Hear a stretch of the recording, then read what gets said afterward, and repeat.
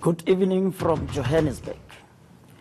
I am Thapelo Kingsley Maleke, the President of the South African Youth Chamber of Commerce. The Chamber is an advocacy body for young entrepreneurs in the country. Welcome to Let's Have It Out.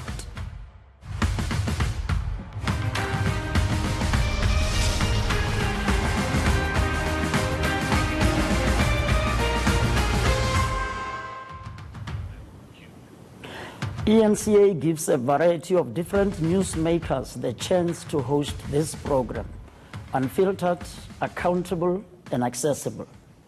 Tonight, we want to focus on youth development in the local government space and the level of support that municipalities must invest in our youth. The big question is, when are we going to institutionalize youth development in municipalities, be it at a metro level, at a district level, or even at our very local municipalities? My guest tonight is the one and only Thabo Manyoni, the former chairperson of SALGA and the current chair of the South Africa's Dermacation Board. He is also the former mayor of Mangaung Metro Municipality. We'll give you a chance to be a part of this conversation. Here's how you can do it.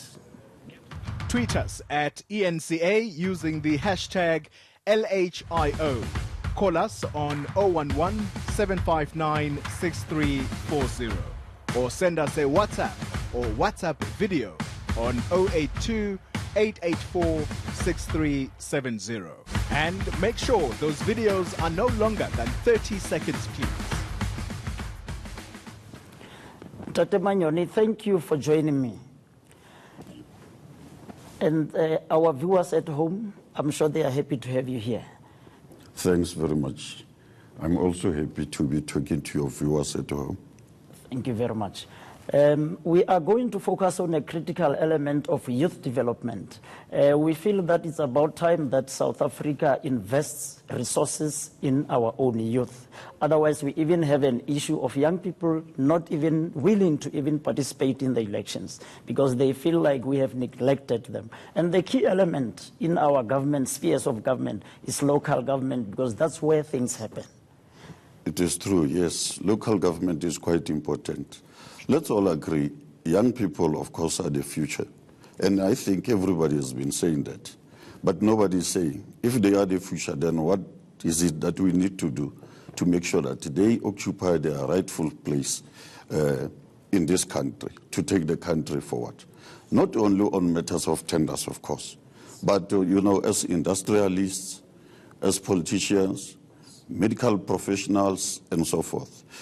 So the discussion that we really need to talk about is how each one of us is going to make sure that the youth can occupy their rightful place and take this country forward. That's correct. Yes, sir. And indeed, when we talk about investment, I'll make an example of an agency that is mandated to empower the youth, which is the National Youth Development Agency, which is only getting 400 million. Surely we are not serious about investment in youth development. Yes, of course, I will agree with you. And two, you spoke about local government.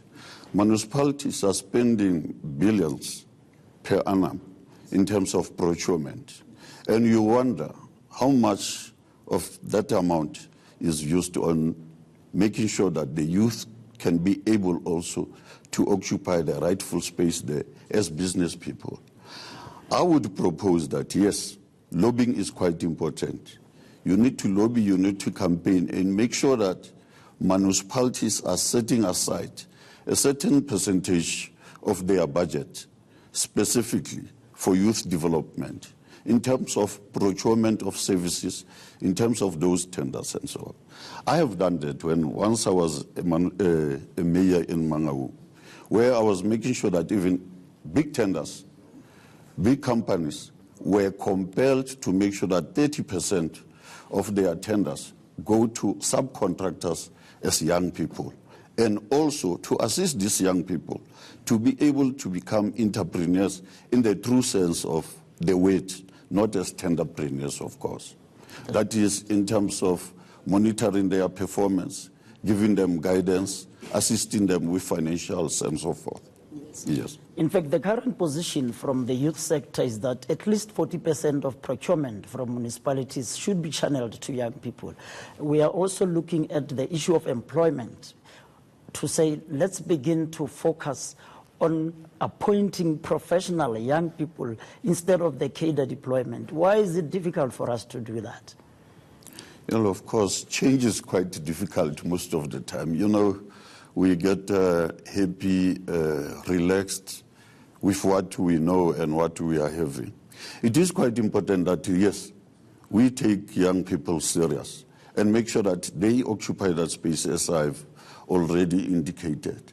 But the main thing is young people need to always lobby, make sure that they push, they make sure that they really occupy the space. Because manna will not come from any old heaven.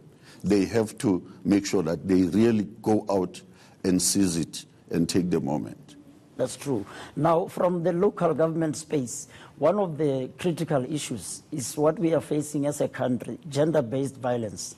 And this is also informed by these idle minds and young people who feel like, if I don't do anything sinister, I won't get attention.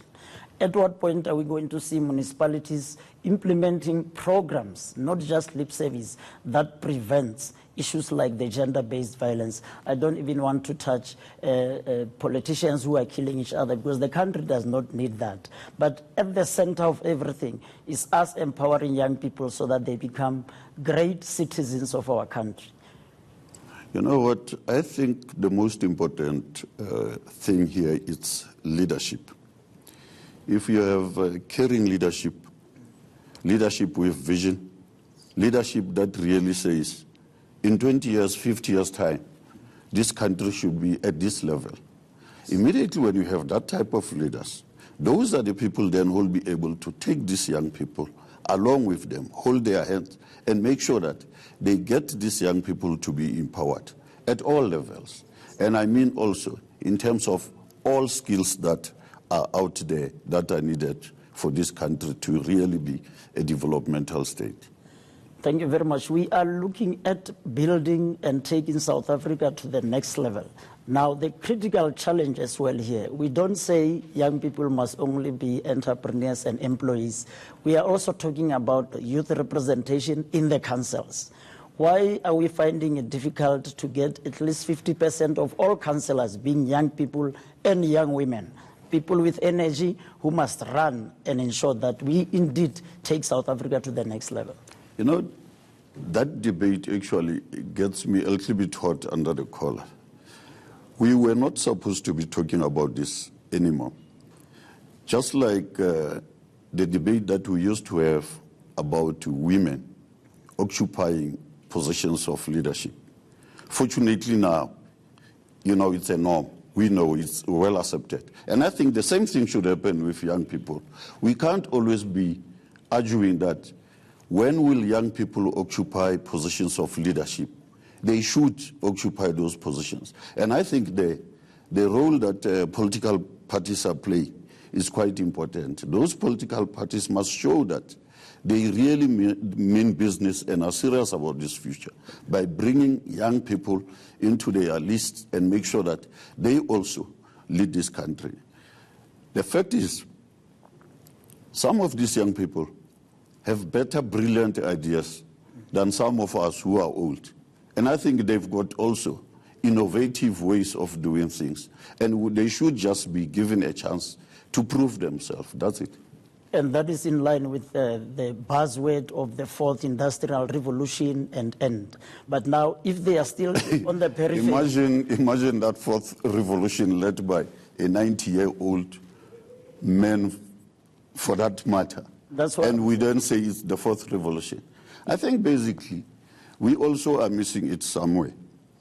Young people are the ones who are the future. And if the fourth revolution is the future that we all are striving for, we definitely must then reach out for these young people and make sure that they really get involved there.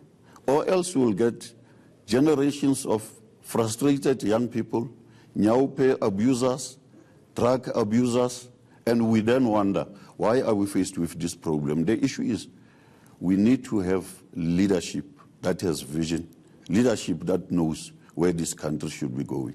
And those are the people who will embrace these young people and never fear them, as Lenin once said. That's true. Now, as the former leader of SALGA at national level, would you be brave enough tonight and instruct all the mayors in the country to invest in young people? Obviously, as the former leader of SALGA, I can't instruct municipalities or mayors. But what I can do is to encourage my fellow leaders in local government and in government generally to say, yes, please, let's embrace young people. Let's make sure that they get empowered. Let's make sure that they get the necessary skills. Because, of course, look, you can stand up one day and say, I want to be a great industrialist or a great politician. You'll never be a great politician just by announcing. You have to go out there, prove yourself, and make sure that you do the right thing. And I think we need to give young people that space to be able to prove themselves. And I will say to my colleagues in local government, let's give young people a chance to prove themselves and take our country forward. That's the conversation that we need to have more and more.